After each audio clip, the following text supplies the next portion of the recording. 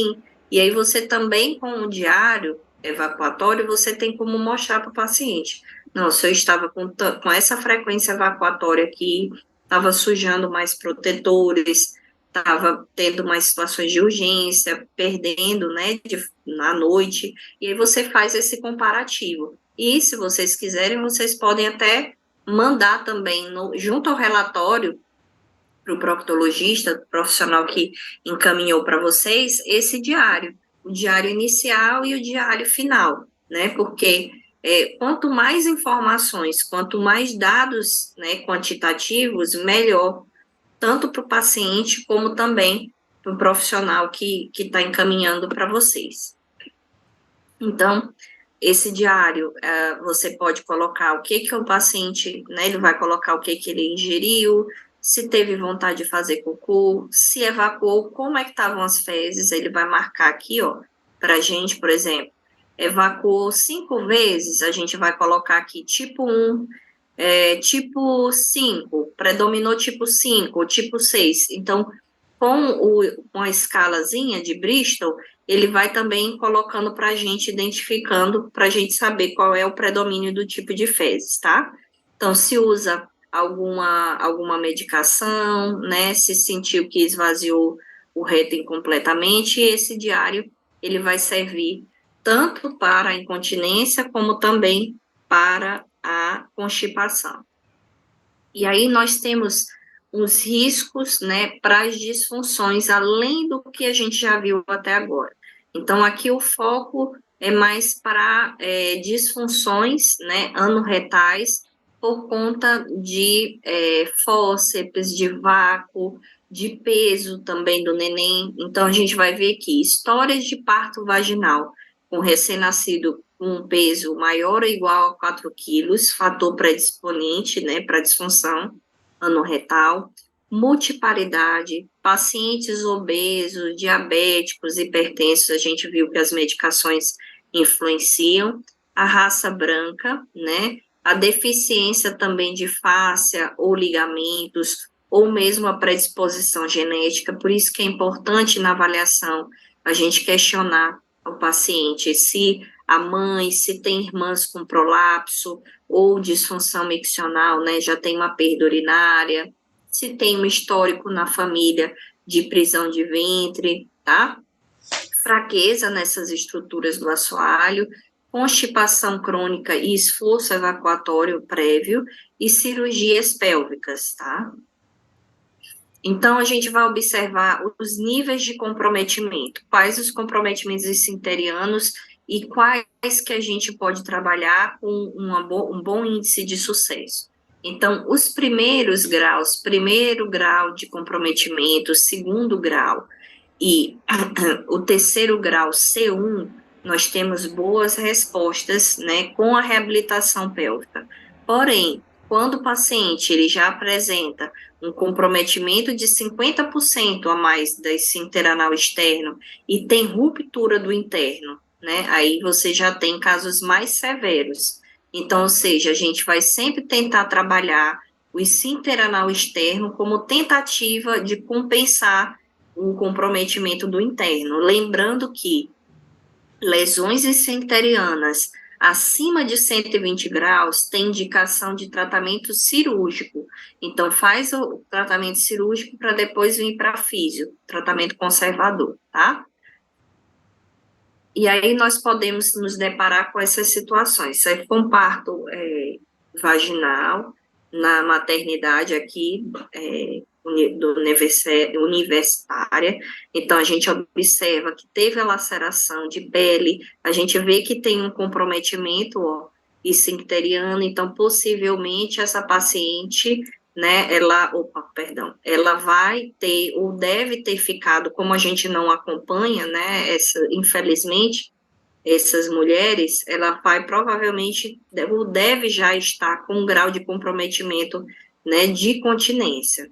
Então, observem aqui, ó, o médico solicita a contração, mas vocês veem que a mobilidade, ó, é um tecido que foi expandido, a laceração foi importante, tá? E aí, nessas lacerações, quando não são corrigidas, ou quando a paciente tem uma lesão obstétrica oculta, essa paciente ela pode não manifestar naquele momento queixas de disfunções, porém, com o passar do tempo, principalmente quando chega naquela fase do climatério, menopausa, a paciente começa a apresentar queixas de disfunções. Aqui é uma outra situação em que a gente observa a uretra, o canal vaginal e o canal anal, tá? Então, eu tive uma fístula, uma ruptura, né, dessa estrutura de centro tendíneo, então, uma fístula de comunicação reto-vaginal, em que está tudo junto ali.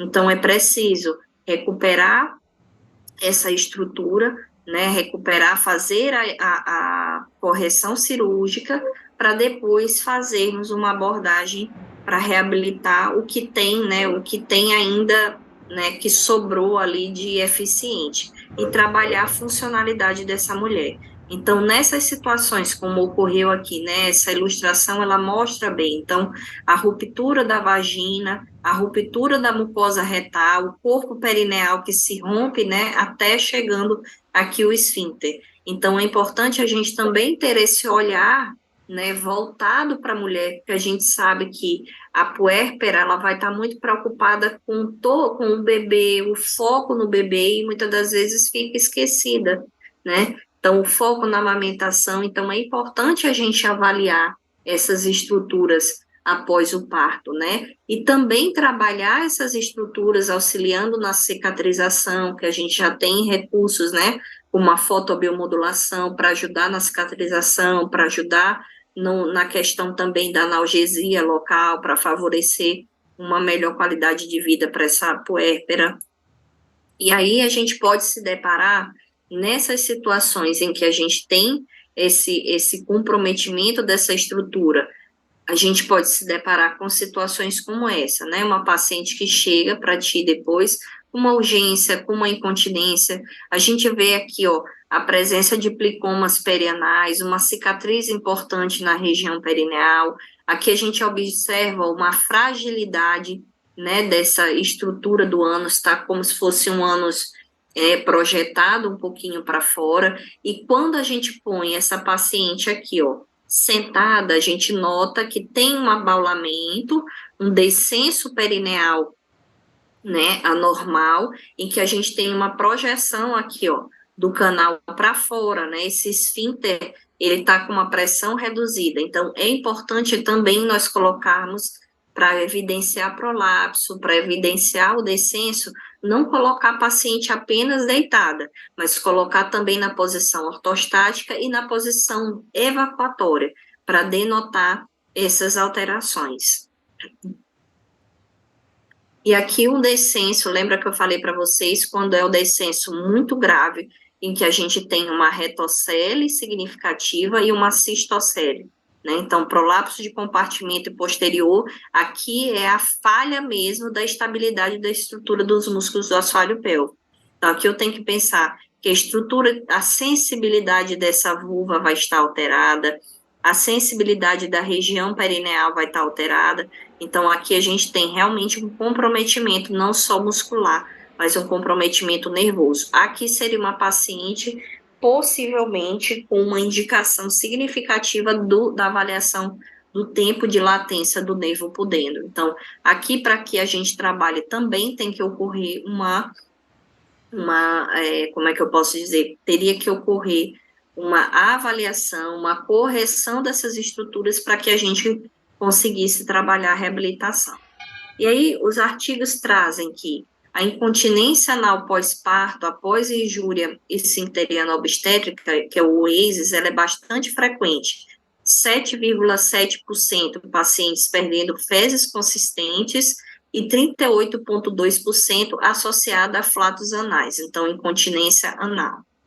Os estudos populacionais mostram que 1 em cada 4 são afetadas por essa condição. O parto vaginal, tá? Eu não sou da bandeira de parto vaginal, nem parto cesáreo, a gente sabe que ambos vão ter repercussões no assoalho pélvico dessas mulheres, tá? Mas é importante eu colocar e trouxe para vocês o que é que a gente tem na literatura voltada para prócto, tá? Que é o parto vaginal associado a elevado comprometimento dos músculos levantadores do ânus, uma relação direta também entre o grau do defeito esfinteriano e o grau da incontinência, isso fica óbvio, né? E a diminuição da qualidade de vida dessas mulheres. Então, em relação ao comando verbal, que eu tinha falado para vocês anteriormente, né? Esse artigo de 2018, ele traz que a instrução verbal para o melhor efetivação da contração do músculo do assoalho pélvico é o grupo que foi solicitado o comando aperte o ânus. Então, nesse artigo, ele trouxe que foram dadas alguns comandos, por exemplo, interrompa o fluxo de urina, porém, o que demonstrou a execução de melhor forma foi o comando do apertar o ânus. Então, o comando é importante, não só para cinésio, mas para o biofeedback, para essa percepção de consciência que a gente dá para a paciente. É importante que você tenha um comando de voz forte, um comando objetivo, e aí a gente pode, né, dar como explicação aí para essa execução desse movimento, esse comando de apertar o ânus.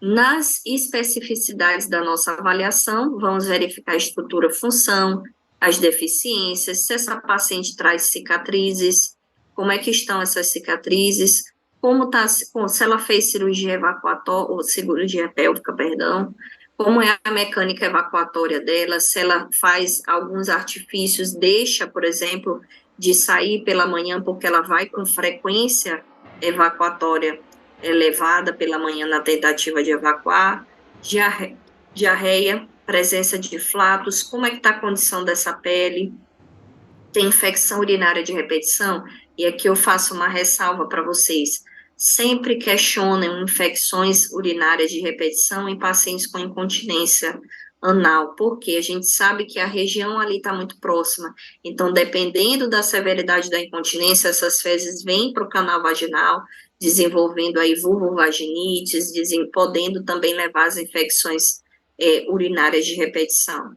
As alergias alimentares, alterações sensoriais, uso de medicações constipantes, é comum nas incontinentes elas tomarem vários comprimidos de Mosec na tentativa de dar sustentação para aquele bolo, questionar também o uso de medicações antidepressivas e a neuropatia diabética.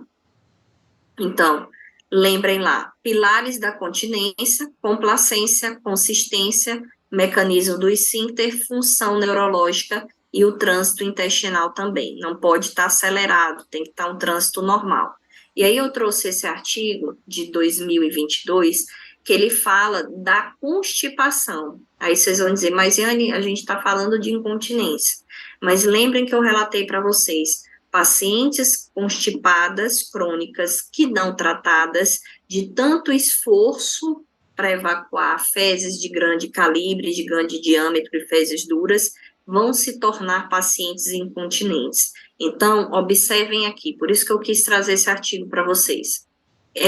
A constipação, ela é elevada prevalência em adultos e idosos, mulheres idosas com alterações estruturais e funcionais, e a dificuldade em relaxar os músculos do assoalho pélvico. O que essas mulheres vão trazer posteriormente? Pressões de contração voluntárias mais baixas, pressão de repouso de esfíncter anal interno baixa, pressão de contração voluntária baixa, possivelmente eu tenho uma incontinência anal. Então, daí a importância de nós estarmos sempre batendo nessa tecla em pacientes constipadas, não só pensando na questão da incontinência urinária de esforço, né, que também predispõe esse esforço evacuatório, mas o comprometimento também da parte anal. Então, só para mostrar aqui para vocês, né, um diagrama do livro de 2004, então ele fala, se o período expulsivo é prolongado no parto, ou na evacuação, nós vamos ter um descenso perineal anormal, isso vai levar a atração e comprometimento do nervo pudendo, podendo gerar a neuropatia do pudendo e atrofia da musculatura estriada do músculo anorretal, levando assim à incontinência. Na avaliação, a gente vai observar o grau de severidade, né? E para isso a gente vai utilizar alguns instrumentos, alguns scores que vocês vão utilizar, dependendo do que vocês preferirem, né, do que for mais reprodutível para pesquisa, quem for também desenvolver pesquisa, e o questionário também de qualidade de vida. Então, em relação aos scores, o que nós temos? Nós temos o score de Wexner ou da Cleveland Clinic, que ele coloca quanto que essa paciente perde de fezes sólidas, né? Se é a frequência, na verdade, fezes sólidas, fezes líquidas, gases, se faz uso de protetores, aí entra a fralda, usa gaze, entra o tampão e alteração da vida social, né? Então, se pontua e observa quanto que ela apresenta-se incontinente e depois a gente reavalia essa paciente novamente. Outro score é esse aqui, o de Vasey, que ele considera, tem as mesmas pontuações que o score anterior, né? O score de Wexner, com as seguintes diferenças. A gente tem o uso do plug anal, né, que é o Peristin, que está um pouquinho mais à frente.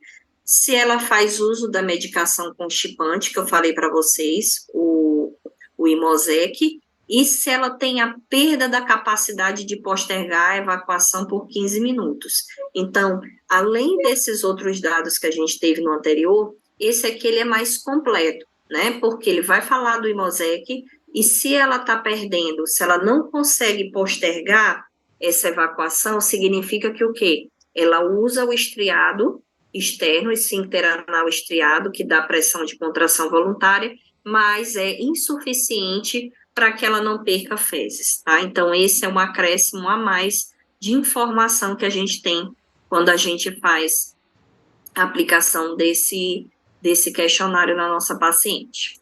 E aí, o instrumento em relação à qualidade de vida, né? Ele vai nos dar também informações de como que está a vida pessoal desse paciente, o quanto que essa incontinência está impactando na vida social, na vida, né, de profissional desse paciente. Eu tive uma paciente específica, jovem, que sofreu um abuso sexual, né, foi estuprada via anal e via vaginal, e ela era bibliotecária, tinha um contato com o público, e ela ficou com incontinência, né, incontinência anal, principalmente com queixa de não conseguir reter os gases. Então, isso gerou muitas situações constrangedoras para ela, e ela pediu para modificarem, né, tirarem ela daquele setor e colocasse só na separação de livros, né, de artigos, para que ela não tivesse esse contato frequente com o público, né? Então, veja, aí eu tive que fazer um relatório explicando aquelas condições que ela não estava querendo mudar, porque ela simplesmente queria, mas por conta de uma condição em que ela se encontrava e que realmente afetava, né, a qualidade de vida, e junto a esse relatório que eu mandei para a pessoa que era responsável pelo trabalho dela, eu coloquei também um questionário de qualidade de vida, para ver o quanto que isso estava impactando, né, para essa vida dessa jovem. Então, a gente tem um artigo que foi, né, já validado para a língua portuguesa, inclusive com a doutora Angelita, que é uma coloproctologista de Belém, mas que mora em São Paulo e tem consultório em São Paulo há algum tempo. Então, foi feita a tradução desse artigo, desse questionário, e eu trago para vocês a última questão, que impacta principalmente na questão emocional, né? Então, repito mais uma vez, se perder xixi, ficar com odor de urina é ruim, imagina de fezes. Então, isso leva a muitos comprometimentos. Então, é importante a gente ter na nossa equipe, né, o físio, o enfermeiro, o nutricionista para gerar alimentos que gerem bolo fecal para esse paciente, um psicólogo e um psiquiatra. Tem algumas drogas, né, psicotrópicas que interferem também nessa consistência do bolo fecal, né? A gente sabe que os antidepressivos, eles vão, no trânsito intestinal, eles vão lentificar esse trânsito, tá? Então, isso, de certa forma, para aquele paciente que tem um aumento da frequência evacuatória ou que tem um trânsito intestinal mais acelerado, vai ser benéfico. Então, a gente precisa ter essa equipe ali junta, próxima, para ofertar o máximo, né, do nosso tratamento ali para melhoria da qualidade de vida daquele paciente. Só abrir aqui. Algum artigo que fala do abuso sexual e disfunções anal ou pélvica? Acredito de abuso, sim. Eu posso buscar e passar para a professora Carla e ela disponibilizar para vocês, tá bom? Tenham alguns de sexo anal, né? Tanto em relações homoafetivas, como também mulheres que a prática sexual anal é algo comum, né? Algo corriqueiro, que a atividade sexual anal faz parte, né, da prática sexual dessas mulheres, tá? Eu vou buscar, tá? Você pode cobrar, que aí eu vou buscar, acredito que tenha, tem poucos, realmente tem poucos artigos, tá? Tô colocando aqui no chat, tem realmente pouco artigo, até mesmo para atividade sexual anal, né? E o que a atividade sexual anal pode gerar em relação a essa pressão dos esfíncteres, a gente tem poucos artigos, tá? Não tem tantos artigos assim. Então, nesse aqui, a gente vê, ó, paciente, durante o mês passado me senti triste, desanimado, tive tantos problemas que cheguei a pensar que nada valia a pena. Isso te aponta a luzinha de que esse paciente, ele precisa de um acompanhamento psicológico. Ontem mesmo eu atendi uma paciente, o histórico dela é o seguinte, paciente constipada crônica, 3 partos vaginais, certo? Não, 3 partos não, 2 partos vaginais, último parto cesáreo.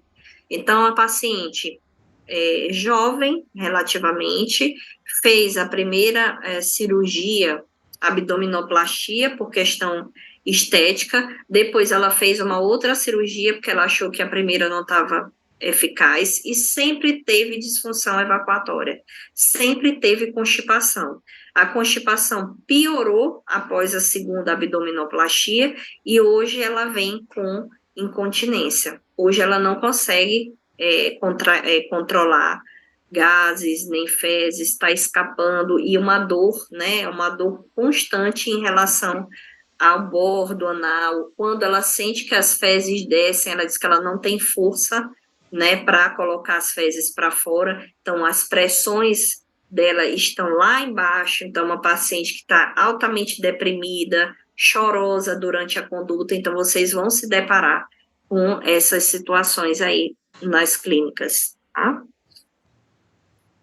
E aí eu trouxe para vocês, em relação aos preditores, né, de sucesso em relação às pressões esfinterianas e os dados de manometria.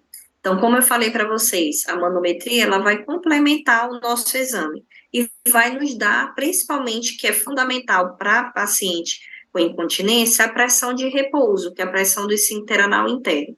Então, a pressão basal, a pressão de repouso, a média e a máxima, ela vai determinar se esse esfíncter ele está hipertônico, se ele está hipotônico ou se ele está hipotônico. Hipotônico abaixo de 40, abaixo de 30, tá? Hipertônico acima de 70, acima de 80 milímetros de mercúrio. A de contração voluntária, a gente vai verificar se esse esfíncter anal externo associado ao músculo pubo-retal, se ele está hipercontrátil, se ele está hipocontrátil. E aí, na manometria, primeiro, para a preparação desse exame, esse exame ele não pode ser feito com paciente sedado, até porque eu quero ver função. Então, vão ser dados comandos e esse paciente precisa executar. Então, é feito anteriormente um controle alimentar no dia anterior, né? Uma dieta ali em torno de 8 horas apenas, né? Uma higienização com flit enema, para que não fique resíduo de fezes nessa ampola, e aí é colocado um balonete muito semelhante ao balonete que é utilizado na urodinâmica para avaliação da pressão retal. Então, se coloca, né, esse balonete lá no reto do paciente e vão ser solicitadas alguns comandos. Quais são os comandos que vão ser solicitados? Primeiro, vai se esperar a estabilização dessa pressão, quando se introduz esse balonete. Depois, aguarda-se 60 segundos e avalia-se a pressão de repouso do esfíncter anal interno. Depois, são realizadas solicitações de contrações rápidas e fortes, tá? Então, 3 solicitações e com intervalos, né, de 30 segundos entre elas. Após essas contrações, é realizada, uma contração sustentada de 30 segundos, com um período de recuperação de 60 segundos depois. Depois são solicitadas 2 tosses, verifica-se como é que essa contração, como que esses esfínteres respondem a essa tosse, e depois é solicitado o esforço, né? Empurra o balonete para fora, faça como se a senhora tivesse com o cocô duro e quisesse colocar o cocô duro para fora. E aí aqui é uma questão que a gente sempre fala, né, nos cursos, nas aulas, porque essa paciente vai estar no momento, numa sala fria, geralmente com o proctologista, com a técnica de enfermagem, né, numa posição que não é a posição funcional para evacuar, que ninguém evacua em decúbito lateral. Então, esses fatores podem gerar vieses, né, na avaliação da manometria. Então, o ideal seria colocar essa paciente na posição funcional, numa cadeira evacuatória, para avaliar realmente a dinâmica da evacuação, né, na posição funcional. Após esses esforços, gente, ainda é testado o RIRA, o reflexo inibitório reto-anal. Então, se insufla esse balonete com um valor maior e espera-se que mais ou menos em torno ali de 30 ml, 30 a 50 ml, ocorra o reflexo inibitório retonal, que vai ocorrer o quê? Relaxamento do interno, contração do externo, e aí se dá a finalização desse exame, tá? Mas, como eu repito para vocês, o ideal seria esse paciente vir para nós, né, para uma avaliação e daí uma correta conduta da execução do movimento. E a gente tem esse artigo de 2020, acredito eu, que fala sobre os principais achados manométricos e os potenciais para fisioterapia pélvica nos tratamentos com pacientes de desordens evacuatórias. Então, foi feita uma avaliação diagnóstica através do exame da manometria e o exame clínico, e depois traçada a proposta do tratamento fisioterapêutico. Dessas mulheres, dessa amostra, 64,4 apresentavam, da amostra entre homens e mulheres, a amostra apresentava 64,4% de mulheres. Destas, 65,8 apresentavam incontinência fecal e 34,2 apresentavam constipação. Nesse estudo, observou-se que pacientes com incontinência fecal apresentam baixa pressão de repouso, baixa pressão de contração voluntária e também a sensibilidade e a capacidade tendem a ser reduzidas. Lógico, com pouco volume, essa paciente ela vai ter uma sensibilidade, ela vai sentir logo.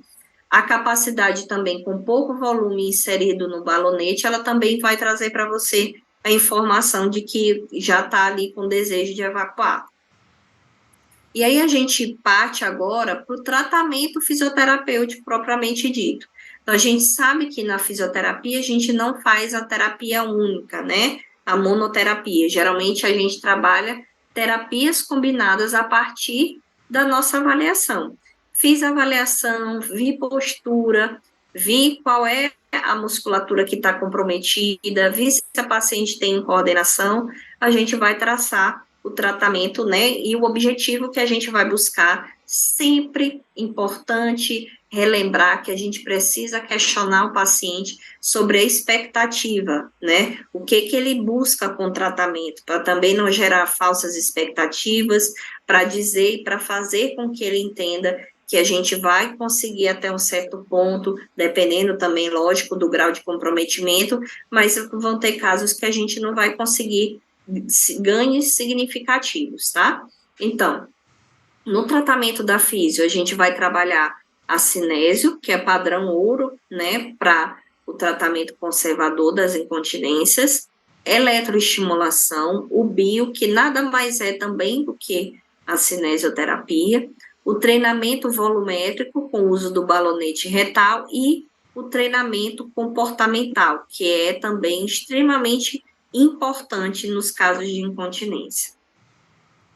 Então, sempre o objetivo da nossa reabilitação vai ser melhorar a função esfincteriana. Então, com a contração, com a cinésio, a gente vai trabalhar a força da musculatura esfincteriana, melhorar esse tônus, melhorar a resistência, a coordenação, a consciência perineal e principalmente a sensibilidade retal. É importante nesse primeiro momento da reabilitação a gente trabalhar essa percepção. Como é que eu posso trabalhar essa percepção? Com toque perineal, com toque retal. Posso trabalhar com balonete, por exemplo? Posso. Se é uma paciente que não tem a percepção de contração, eu tentei de tudo e ela não consegue. O que que a gente pode fazer? Pode encher de uma vez o balonete, espera lá. Então, eu posso, ó, insuflar de uma vez para que ela tenha um reflexo de contração ativado e ela consiga perceber, e aí solicito junto a ela essa contração, é uma das formas que a gente tem para trabalhar essa consciência. A terapia comportamental, vamos falar mais adiante da terapia comportamental e o posicionamento para evacuação, tá? Em pacientes incontinentes. Vamos falar de cada um dos tratamentos para incontinência. Então, podemos trabalhar dessa forma, podemos trabalhar com o balonete insuflado dentro do canal anal, puxando aqui, como a gente faz às vezes com o paciente com o uso do cone vaginal, a gente pode usar o balonete como reproduzindo mais ou menos o cone para a via anal. Então, a gente pode insuflar, por exemplo, 10 ou 20 ml, tá? E aí eu peço para a paciente, ela tá lá, contraia, e aí você tenta, ó, tirar o balonete. Então, você vai trabalhar a resistência, vai trabalhar um estiramento proprioceptivo para que auxilie nessa função desses esfínteres, tá? E aí é importante a gente pensar na reabilitação sobre os princípios do treino muscular. Eu preciso o quê? Eu preciso de uma contração rápida ou eu preciso de uma resistência para essa paciente? Geralmente a gente precisa e trabalha as duas fibras, certo? Tanto a fásica quanto a tônica. Mas o que é importante a gente lembrar? Para que eu tenha um ganho de força para essa musculatura, eu preciso dar uma sobrecarga. O que seria essa sobrecarga? Se for uma paciente do sexo feminino, eu posso usar, por exemplo, um cone de 20 gramas via vaginal, tá? Eu estou dando uma sobrecarga para que ela consiga recrutar e tenha hipertrofia na musculatura. A especificidade fala a respeito do tipo de fibra que eu quero trabalhar.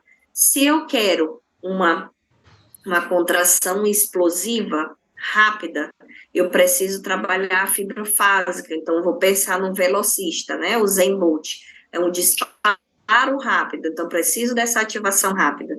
Mas se é uma paciente que tem o desejo e ela está tentando postergar e não está conseguindo, então vou pensar em trabalhar a fibra tônica, né, para quê? Para que ela contraia essa musculatura e consiga chegar até o banheiro sem ter escapes. Então, é importante a gente pensar nas propriedades das musculaturas para tanto o trabalho da função da cinésio, mas também quando eu for trabalhar eletro.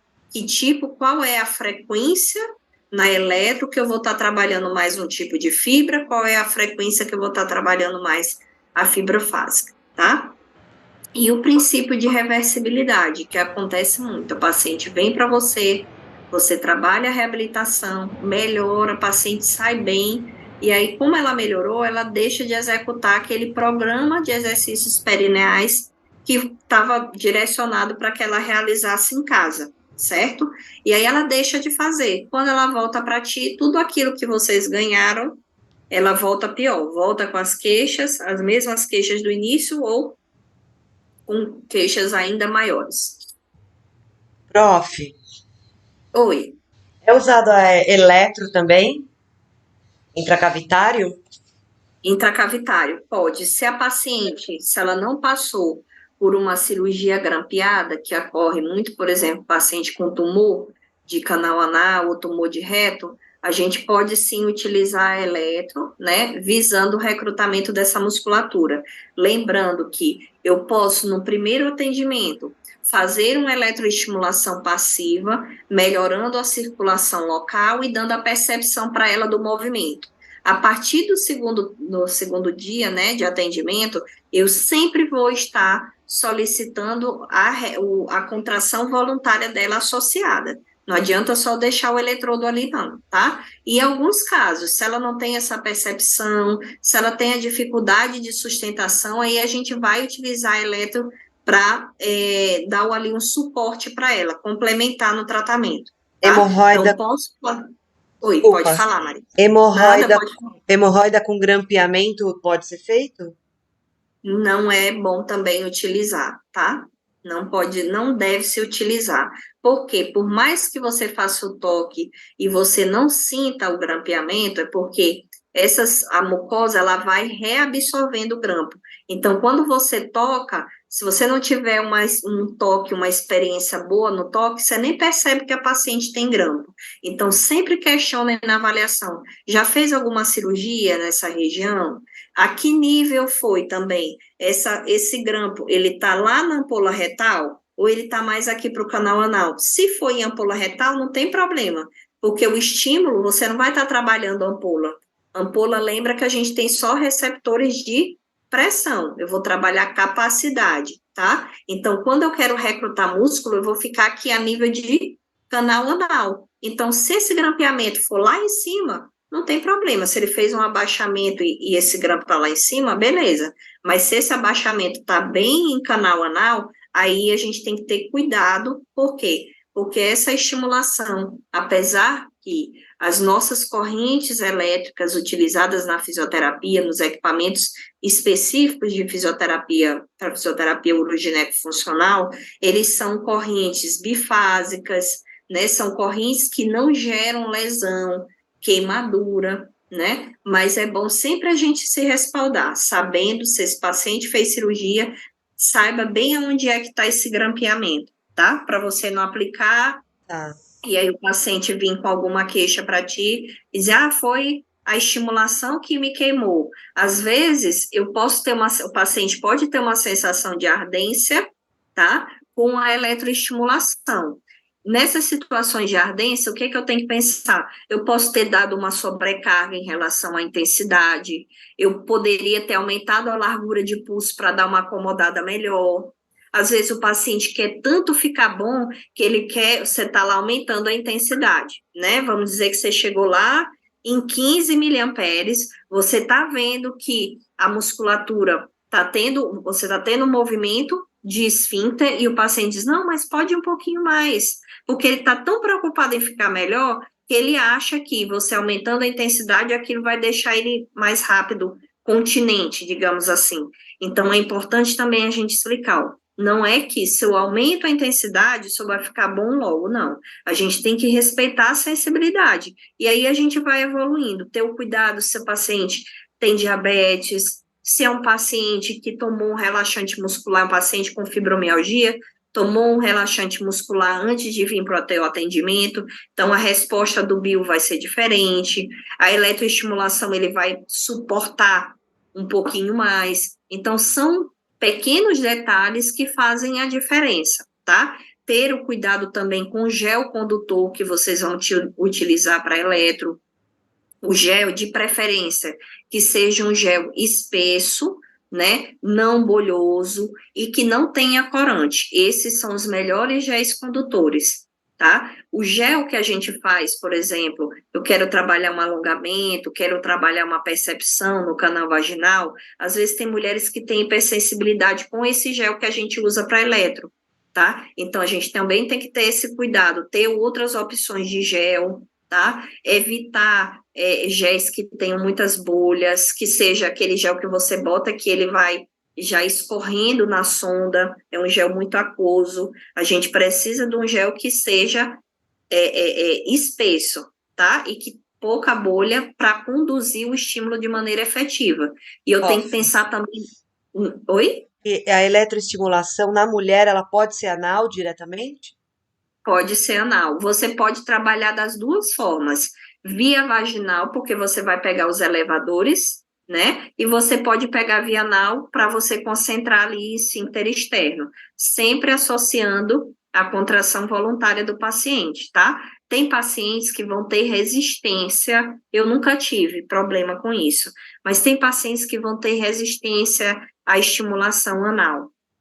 Então, conversa com o paciente, explica, olha, dessa forma, se eu fizer a eletroestimulação intracavitária anal, eu estou mais próxima às aferências nervosas, talvez essa resposta venha um pouquinho mais rápida do que com a eletroestimulação com aqueles eletrodos redondinhos em bordo anal, tá? Porque a gente tem que pensar que o eletrodo em bordo anal, eu vou ter a barreira ali da pele, eu vou ter uma barreirinha de gordura, né, até alcançar o que eu quero.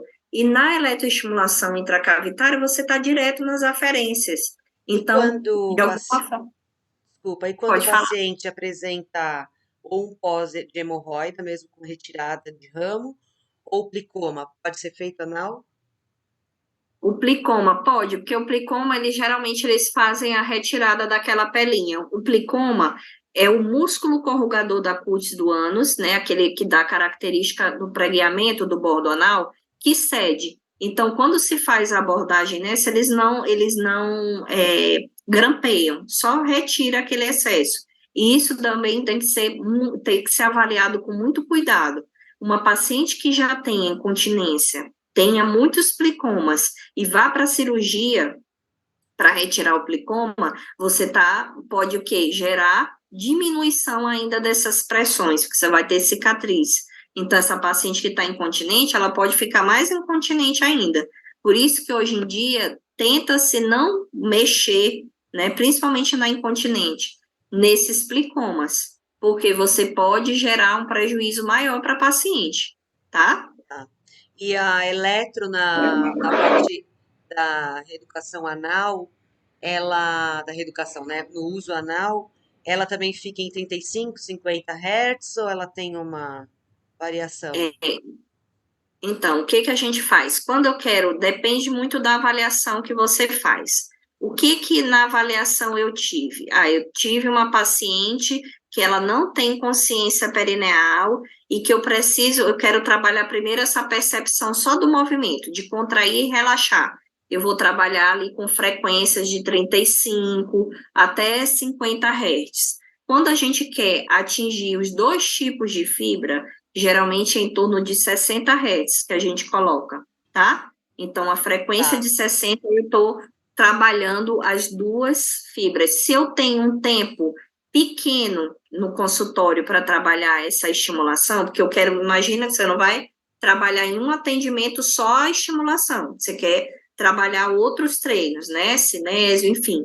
Então, o que que a gente vai fazer? Se eu quiser potencializar a resposta, vou logo colocar a frequência de 60 Hz ali, porque eu sei que as duas vão ser ativadas, tá? Mas se tiver essa possibilidade, eu tenho um tempo hábil, eu posso num dia voltar a minha ativação, trabalhar mais a contração voltada para o tipo de fibra com 35, né? E numa outra situação trabalhar com a de 60, que aí já vai pegar, vou recrutar as duas. Tá bom, tá joia. Certo? Obrigada, professora. Nada. Isis, que tá com a mãozinha levantada.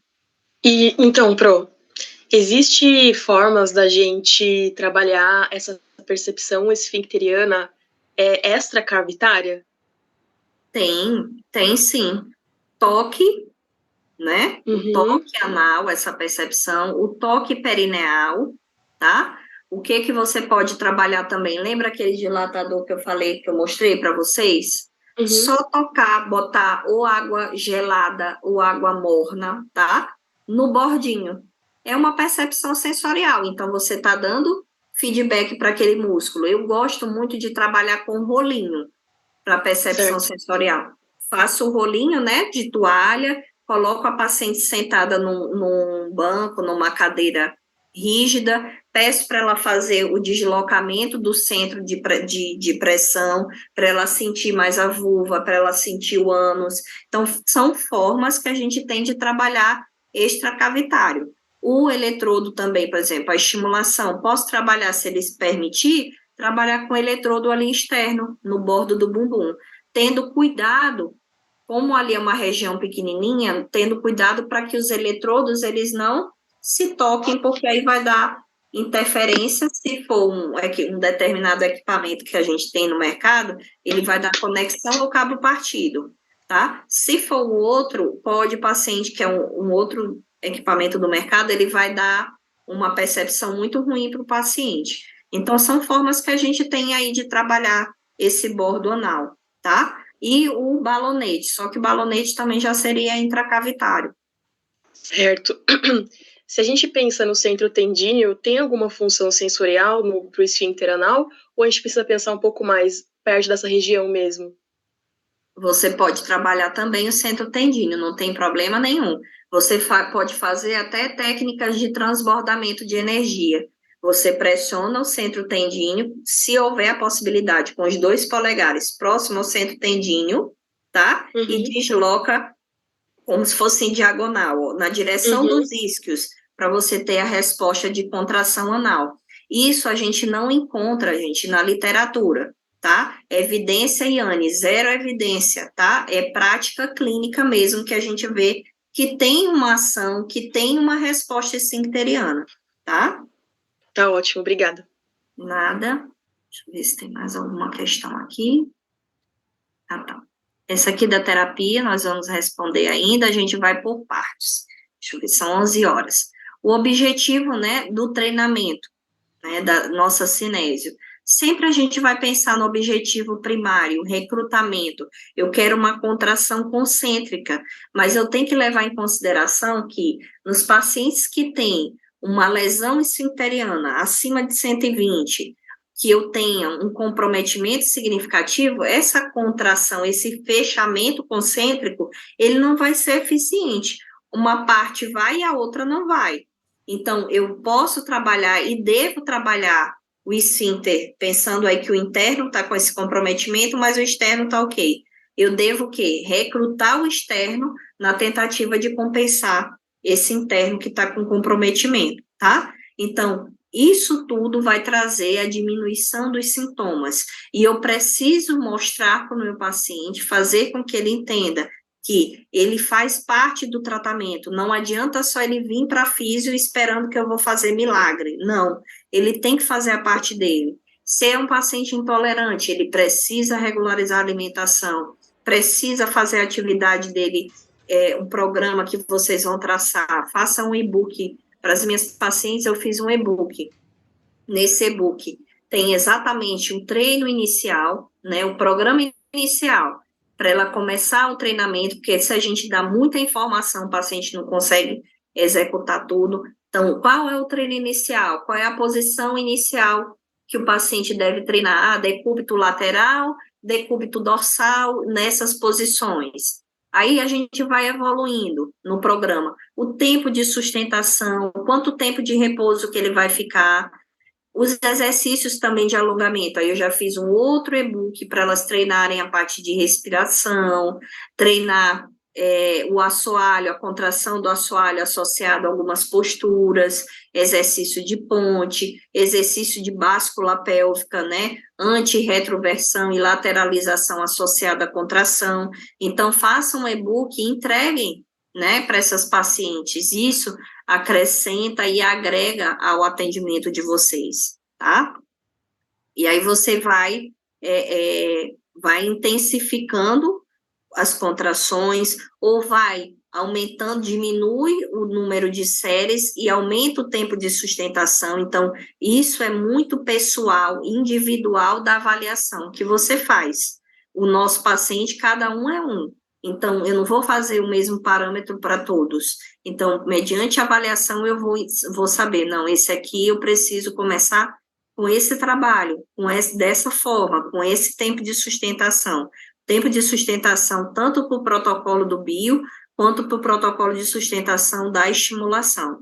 Adianta se eu faço a avaliação, a paciente ela contraiu e segurou 3 segundos, no quarto ela caiu. Adianta botar no estímulo 3 segundos de sustentação dessa contração? O que vocês acham? Lembram lá que eu tenho que dar sobrecarga, o overload. Então, não adianta botar 3, eu vou botar 4 segundos, tá? Porque no 1 segundo final, aquele estímulo vai vir para tentar compensar, para ela ir cada vez mais conseguindo recrutar mais aquela musculatura que a gente está trabalhando. E aí, pensando na neurofisiologia muscular, eu tenho que, para treinar a melhor eficiência neuromuscular, eu tenho que colocar esse treino diariamente. O que acontece muito? Quando a gente começa a introduzir os treinos para a paciente, ela precisa, para sentir, para perceber e executar da forma adequada, ela precisa se concentrar, né? Então, preciso de concentração. Tem paciente que não gosta nem de olhar o gráfico, porque perde a concentração e não consegue executar o movimento. Então, eu preciso fazer com que essa paciente entenda que ela tem que ter um momento para trabalhar aquele exercício. À medida que eu melhorei a eficiência neuromuscular dela, ela já consegue coordenar a contração e o relaxamento, conversando comigo, né, ou fazendo outras atividades, aí eu vou colocar nas atividades funcionais dela. Se ela vai para o Pilates, ela vai trabalhar alguns exercícios no Pilates associando a função do assoalho. Ela vai para, por exemplo, está aqui dirigindo, está no sinal, o sinal fechou, trabalhe a contração. Veja quanto tempo você consegue segurar, prendendo, apertando o ânus durante o sinal ali vermelho. Ou quantas repetições com relaxamento eficiente eu consigo executar durante o período com o sinal fechado. Então, vamos tentando colocar, né, dentro das atividades dela do dia a dia, esses exercícios, porque senão a paciente ela deixa realmente de executar, de tirar aquele tempo, o que é chato, gente, parar aquele tempo para concentrar, para fazer aquele exercício. E quando você consegue colocar isso no dia a dia da paciente, aí ela consegue executar de maneira mais fácil, sem ter aquela cobrança daquele momento. Mas no início, infelizmente, a gente tem que ter um foco para ela concentrar, tem que ter aquele momento para ela realizar com efetividade. Então, inicialmente, a gente vai trabalhar poucas repetições diárias com aumento gradativo da intensidade de força.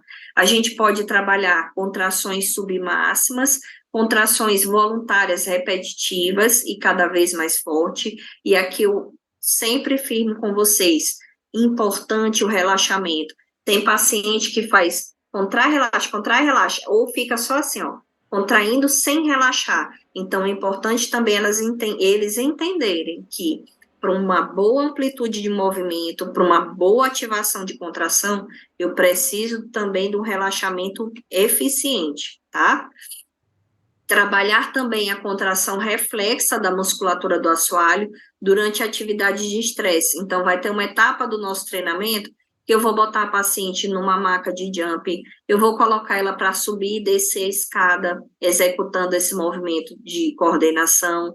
Posso solicitar para ela a tosse e também conduzir isso no bio, para ver se essa musculatura ela está ativando no momento da tosse, se ela está com atraso na ativação, ou se não está ativando o assoalho no momento da tosse, que isso faz com que esse descenso ele aumente, essa pressão em cima dessas estruturas aumentem, e tem mulheres que perdem essa ativação reflexa, tá, do assoalho.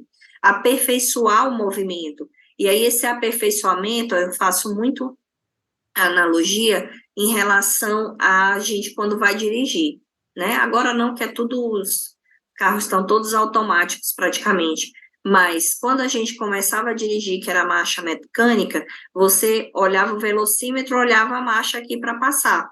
Até que isso, de tanto você executar no teu dia, isso se torna automático. Da mesma forma, esse treinamento do assoalho, da mesma forma, a ativação dessa musculatura. Vou estar todo o tempo ativada? Não é isso, mas eu vou ativar nos momentos que forem necessários. Essa musculatura vai estar funcional para que em qualquer situação de aumento de pressão intraabdominal, essa musculatura ela vai estar saudável e flexível e vai conseguir sustentar, fazendo um equilíbrio ali entre as pressões e eu não tendo perda, nem de urina, nem a incontinência anal. Então, na terapia manual, outra forma que a gente também pode trabalhar a resistência, tocando, né, com a primeira falange, trazendo, fazendo uma força posterior, ou eu posso ir lá na segunda falange, fazer um gancho e também alongar e pedir para a paciente vencer essa resistência na contração, tá? É uma forma também da gente trabalhar essa terapia manual. E os preditores de sucesso para a reabilitação da cinésio, né? Então, a gente tem nesses dois artigos, um de 2014 e outro de 2016, uma boa função esfincteriana. O que seria essa boa função esfincteriana? É aquele músculo que eu vejo e que eu sinto a contração e o relaxamento de forma coordenada, sintomas moderados, então, essa sintomatologia moderada, eu vou precisar verificar aqueles scores, aquelas escalas que nós vimos anteriormente, seja ela da Cleveland Clinic, seja outra de Weiser, lesões esfincterianas menores que 120, porque a gente já viu que se eu tenho só uma porção do esfíncter íntegra, como é que ela vai fazer o fechamento concêntrico? Né? Não tem como. A sensibilidade preservada e também uma integridade da estrutura nervosa. O treinamento dos músculos, nós podemos ainda associar com o trabalho de musculatura tóraco-abdominal, associado ao assoalho pélvico. Então, a gente pode usar, por exemplo, o TheraBand para, primeiro, a percepção. A gente coloca um TheraBand nas costelas e pede para trabalhar o padrão respiratório, para a gente tentar coordenar essa função também respiratória que vai influenciar no diafragma pélvico. Eu posso trabalhar outros exercícios também associados ao assoalho pélvico, trabalhar o transverso abdominal. Então, a gente tem aquele dispositivo da Miotec, que a gente também pode usar com um manguito de pressão, trabalhar paciente na parede, né, com a região tóraco-lombar encostada, e aí trabalhar essa percepção para ativação do transverso. Podemos trabalhar contrações voluntárias máximas sustentadas. Geralmente, o ideal é que a gente trabalhe com contração submáxima para que ela consiga manter um platô de contração adequado, né? E aí, treinando cada vez mais esse tempo de sustentação. É importante perguntar se para o paciente, quando ele trabalha o exercício em casa, vamos dizer que eu pedi para ela contrair e sustentar, mantendo o apertado do ânus contando até 5. Se ela me relata que em 4 ela sente que já perde essa contração, eu posso o quê? Reduzir o número de repetições e mantenho lá a contração em 5 segundos, né? Então, se ela está fazendo 20 repetições, eu reduzo, boto para 10 e mantenho o mesmo tempo de platô, né? O mesmo tempo de sustentação. Posso trabalhar a técnica de elevador, que é uma coisa que eles gostam muito. Então, começa a técnica de elevador. Eu contrai leve. Isso é bem legal também no bio, mas se não tiver bio também não tem problema. Contrai o ânus levinho, médio e força total agora no fechamento do ânus. Relaxa tudo. Então, a técnica, né, de primeiro, segundo e terceiro andar e o relaxamento. Eu falo sempre do bio porque para o paciente visualizar o que ele está executando numa fase, né, mais tardia, é interessante, é estimulante para o paciente, é desafiador. Mas se eu coloco logo metas, né, no biofeedback de início, sempre é bom a gente deixar uma tela livre. e vai dando os comandos. Se eu coloco uma meta e o paciente ele não consegue executar de forma alguma, aquilo ali fica frustrante, aquilo desestimula o paciente, né? Ele pensa, poxa, ela está colocando aquilo ali, eu não estou conseguindo nem atingir. Então, o paciente pode até se evadir, né, do tratamento, tendo em vista esse momento que não foi, que o físio não foi feliz na escolha, tá? Já em relação à eletroterapia, né, a gente tem várias formas de aplicação, né, a gente tem a forma percutânea, transcutânea, parasacral, transcutânea e intracavitária. O que vai me dar, que vai me demandar, qual é a via que eu vou trabalhar? A minha avaliação e o meu objetivo terapêutico. Então, quando eu quero trabalhar modulação, né, melhorar atividade de esfíncter anal interno, quando eu quero reduzir a urgência evacuatória do meu paciente, eu vou trabalhar via transcutânea, tibial ou percutânea, ou o parasacral. Só que o que eu tenho que ver? Antes de eu fazer a aplicação nessas vias, eu tenho que pensar como é que está a estrutura que vai receber essa estimulação. Lembrem que para a corrente elétrica passar de uma maneira adequada, eu preciso ter um tecido bem hidratado, né? Sem comprometimentos, por exemplo, uma insuficiência vascular periférica, não vou fazer o tibial. Se eu tenho uma paciente que tem um problema com varizes e eu noto que a região do tornozelo, essa região que eu vou aplicar, ela está hiperemiada, eu também não vou fazer uma aplicação, por exemplo, via percutânea, tá? Então, a escolha do local que eu vou utilizar vai depender do meu objetivo terapêutico. Tem pacientes em que é utilizado, por exemplo, a estimulação para auxiliar o trânsito abdominal, né? Pacientes que têm impactação fecal. A gente tem poucos artigos na literatura mostrando essa estimulação com benefício para pacientes saudáveis, portadores de constipação, mas saudáveis. Porém, em pacientes neurológicos, por exemplo, um estudo de esclerose múltipla, se eu não me engano, em que os pacientes se beneficiaram com estímulo no trânsito abdominal. Só que o objetivo dessa estimulação é uma modulação. Pensem que a neuromodulação, quando ela é aplicada, é que eu vou fazer uma analogia aqui boba, mas eu tenho um computador que está em pane, em que as respostas que eu quero estão erradas ou estão em desequilíbrio. A neuromodulação, ela vai vir com a função de dar uma reprogramação, um restart, possivelmente, naquelas estruturas, para que o funcionamento siga de forma adequada. Por isso que nós vemos aí, quando a gente vê os artigos em relação às bexigas neurológicas, tanto para bexigas hiperativas, né, quanto para bexigas hipoativas, o uso da neuromodulação, com objetivos, né, com objetivo de modulação, mas situações diferentes, tá? Então, essa estimulação, e aí eu trouxe alguns artigos que eu sabia que algumas iam me questionar, então, mostrando que a estimulação via tibial, seja percutânea ou transcutânea, tem efeitos positivos para a urgência evacuatória, para a diminuição da frequência evacuatória, tá? E para a diminuição também dos episódios de escape fecal. Então, o parasacral, eu tenho que posicionar bem o meu eletrodo, eu tenho que saber qual é o tipo de corrente que a gente vai utilizar, né? Então, nós temos algumas correntes que pegam uma região mais profunda, que eu consigo trabalhar de forma a cruzar esses eletrodos. 2 eletrodos ficam via parasacral e 2 eletrodos ficam abaixo da cicatriz umbilical, suprapúbicos, um pouco suprapúbicos, para estimular, para eu conseguir trabalhar essa parte orgânica de forma mais profunda, mas o que a gente trabalha e que a gente tem, na literatura de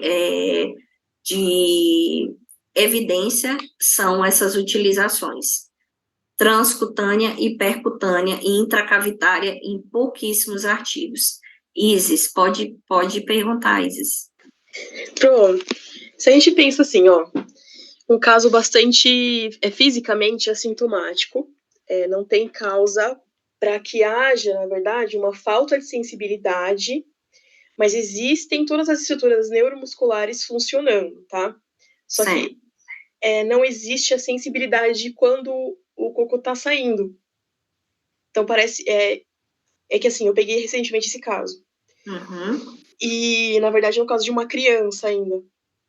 Só que assim, eu tô tentando buscar reativar, reeducar, na verdade, a sensibilidade. Aí eu pensei em usar as vias dos dermátomos. Se eu Sim. penso em dermátomo, eu posso colocar, por exemplo, uma eletroestimulação onde tem o centro do dermátomo que vai até essa região glútea e anal e tudo mais. Eu posso fazer isso? Pode sim.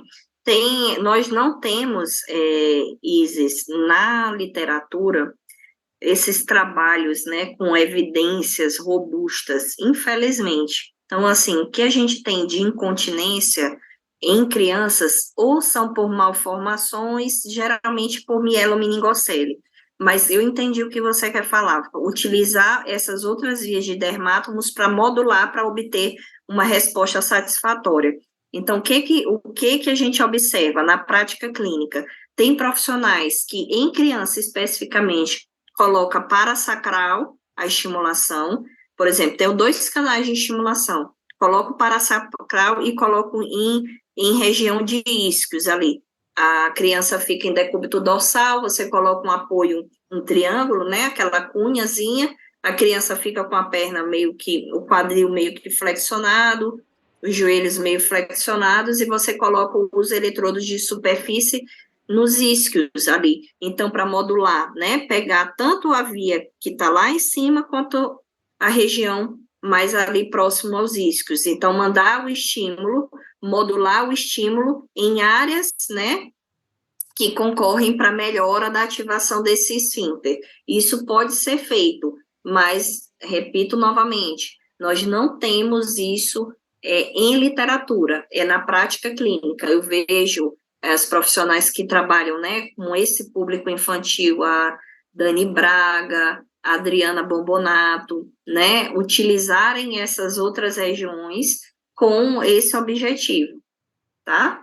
Mas realmente é como eu falei lá anteriormente, para esse público da pediatria, né, uropediatria, a gente precisa realmente, porque tem algumas nuances que a gente trabalha com o público adulto, né, mas que a resposta na criança vai ser diferente. Alguns recursos que a gente não vai utilizar, tá? Sempre ter o respaldo dos pais, do cuidador, sempre ter alguém da família junto com você nesse trabalho dentro da sala, dentro do consultório, tá? Então, para que você tenha, porque hoje em dia o mundo está do jeito que está, né? Então, às vezes você está dando o máximo, se esforçando para atender aquele paciente, e aí o paciente vem com um processo, porque não melhorou, porque você gerou uma expectativa e aquilo não foi cumprido. Então, assim, tenham respaldo, tá? Respaldo mesmo jurídico. Coloquem nessa estrutura de vocês de contrato de prestação de serviço o que vai ser utilizado, quais as possíveis desconfortos que esse paciente pode fazer, se vai usar balonete, se vai usar eletrodo intracavitário, coloquem a necessidade, coloque alguma referência ali de artigo mostrando que aquele tratamento, ele é utilizado, que isso é respaldado em literatura, tá? Para que vocês não tenham problema, tá? Porque realmente as coisas estão cada vez mais complicadas, tá? Os parâmetros aqui, quais os parâmetros nós usamos, prof? Qual seria... Obrigada, viu? Nada, imagina. Eu espero ter respondido sua pergunta. Aqui dos parâmetros, Natália, foi dos parâmetros de modulação? Natália? Isso. Os parâmetros de modulação, a gente tem que lembrar que a gente tem aquela curva de Hawthorne, né? Então, nessa curva, a gente vai ver o quê? A gente tem o limiar sensorial, sensitivo, o limiar motor e o limiar nocivo. Então, a gente tem as janelas terapêuticas para trabalhar a modulação. Quando a gente trabalha a modulação, eu quero trabalhar no limiar sensorial. Então, o que a gente vai trabalhar? Com larguras de pulso e frequências baixas. Então, minha largura de pulso, ela vai começar de 100 a 250 para modulação, e a frequência de 2 a 10 Hz. Em alguns artigos trazem até 20 Hz, tá? Mas o que a gente vê nos estudos, e que foi o que eu trouxe para vocês, é geralmente a utilização do que a gente usa para modulação, para a questão vesical, 250 de largura de pulso e 10 de frequência. Agora, o que eu quero que vocês pensem e saiam com esse raciocínio clínico dessa aula? Não coloquem como receita de bolo. Trabalhem, se eu tenho uma janela terapêutica que eu estou falando para vocês, que eu posso trabalhar de 100 a 250 e uma frequência de 2 a 10, 20 Hz, por que eu não começo uma largura de pulso mais baixa, uma frequência mais baixa? Às vezes, o meu paciente, ele vai responder melhor com essa frequência e com essa largura mais baixa. Quando eu já estabeleço 250 e 10 Hz, eu estou no máximo da minha janela terapêutica, é o meu limite. Quando eu passo disso, eu já vou entrar no limiar motor, tá? Isso para modulação, tá? Que fique claro. Ficou claro para vocês o entendimento da janela terapêutica? Por que trabalhar com largura de pulso mais baixa e frequência? Porque a gente vai estar ali, ó, se eu começo com 100, eu tenho 100 até 250 para eu ter uma resposta do meu paciente. Se eu começo com 2, eu tenho de 2 até 10 para ter uma resposta positiva. Se eu já coloco 10 e 250, eu estou no limite da minha janela, tá? Então, tentem trabalhar dessa forma, com largura de pulso mais baixa, 120, 150, uma frequência de 2, uma frequência de 5. Por nada, Natália. Ficou claro em relação à janela terapêutica, gente? Aí, no caso, a gente começaria nos mais baixos, e aí, conforme fosse passando as sessões, a gente aumentaria? Isso. Não necessariamente você precisa aumentar, Yasmin. Por exemplo, o paciente veio com urgência para ti. Tu fizeste a neuromodulação. Agora, uma coisa é mandatória, tá? É definitiva. 30 minutos a 1 hora. Menos que 30 minutos não é eficaz, tá? Para resposta positiva. Então, se o teu paciente, ele respondeu com 120 ou 150, botei 150 e botei a frequência de 5. Diminuiu a urgência, diminuiu o número de idas ao banheiro para evacuar, não tem por que eu chegar lá em 250, mantenha, e aí você, sempre no seu relatório, você mantém, descreve. Coloquei a frequência de tanto, largura de pulso de tanto, intensidade de tanto. Lembrando que a intensidade para o tibial, percutâneo, transcutâneo, sempre vai ser no limiar sensitivo.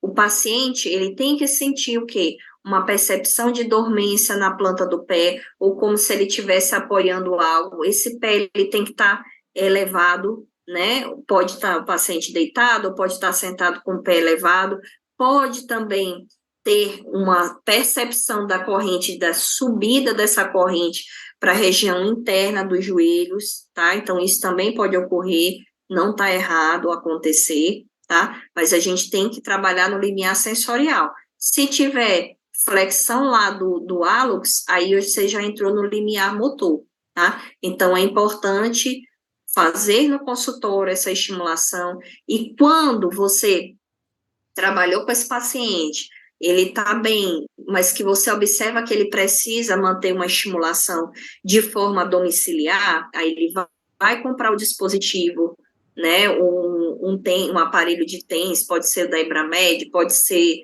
o da Quark, tem outros aí, né? Então, contanto que você consiga modular esses parâmetros, consiga modular a largura de pulso, consiga modular a frequência, o tempo de aplicação e variar a intensidade.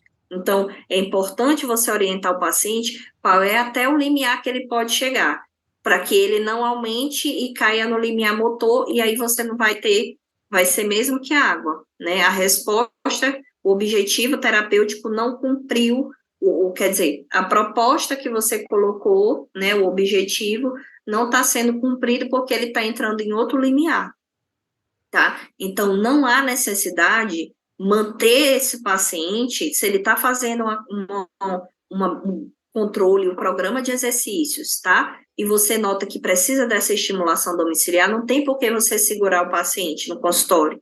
Tem fisioterapeutas que alugam o dispositivo para o paciente, para ele ficar fazendo, utilizando um mês, para ver as respostas, se o paciente se beneficia. Ontem mesmo eu deixei um dispositivo com o paciente que ele vai ficar durante 15 dias, fazendo a eletroestimulação 2 vezes ao dia por 30 minutos. Se ele ficar bem, né, mantiver as respostas com essa estimulação associada ao exercício que ele já está fazendo em casa, aí fica a opção dele, de comprar para ele ficar fazendo essa modulação. Mas é importante você fazer o vídeo, foi o que eu fiz. Eu faço o vídeo com 3 equipamentos diferentes que tem no mercado, né, de valores diferentes e que a gente consegue modular de forma portátil. Então, eu filmo como liga, como desliga, qual é o parâmetro que tem que estar, qual é o posicionamento, e aí você já tem aquilo já montadinho para dar para o paciente, né? Explica para ele pessoalmente, e aí depois ele leva, né, um vídeo para casa e vai fazer a aplicação da forma que você orientou. Deixa eu ver aqui a pergunta do chat. Ok, sim. Certo, pessoal? São 11 Pro, eu tenho mais uma dúvida. Pois não, pode falar. Se for um nível abaixo do motor também tá certo? Por exemplo, eu tô aumentando a corrente e eu percebi a flexão do hálux. E aí, se eu abaixar a corrente, o hálux não tá mais fazendo flexão, também tá certo? Tá certo. Eu tenho dois pensamentos. Foi Yasmin, né, que perguntou.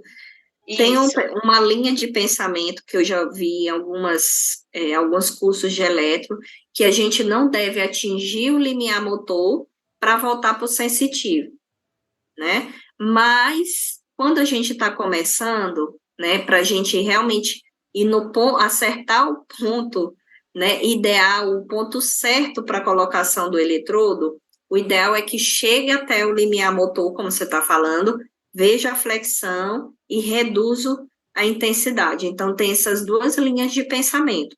Quando eu comecei na área, eu fazia isso, eu ia até o limiar motor. Opa, cheguei, estou no ponto certo. Aí eu reduzia. Nunca tive problema com isso, tá? Hoje em dia, não. Hoje em dia, eu já sei mais ou menos, já estou mais, né, meio que a gente fica ali, não é que a gente fica no automático, mas você já posiciona e já consegue de primeira já conseguir estabelecer onde é o posicionamento. Então, não preciso ir lá, né, esperar o movimento do hálux para saber que eu estou no ponto ideal. Eu questiono o paciente, o que você está sentindo? Ah, já estou sentindo aqui na planta do pé, ó, tá subindo aqui, já subiu para o tornozelo, agora estou sentindo aqui no joelho, a parte sempre medial, tá?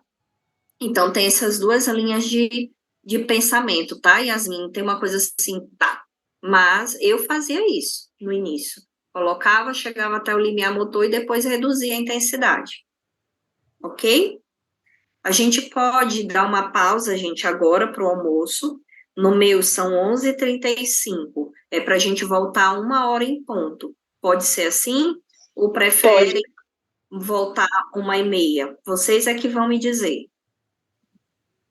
Eu acho que está num ritmo bom. A gente pode, sim, voltar 1 hora tranquilamente. E aí, vamos tocar até 4h30, 7 horas da noite. Brincadeira. Vamos tocar até 5 ou 4h30, tá bom? Mas está bem, bem tranquilo. E muito bom porque eu gosto quando a aula é assim, quando vocês participam. Só eu falando aqui é muito chato, gente, não ver o rosto de vocês, não ter esse feedback. A gente fica sem saber se vocês estão aí mesmo, tá? Verdade. Então, obrigada pela participação. Então, a gente vai dar essa pausa e 1 hora a gente volta, tá ok? Tá ok, professora, às 13 horas. Um abraço. Muito obrigada. Até daqui a pouco. Bom almoço para todos.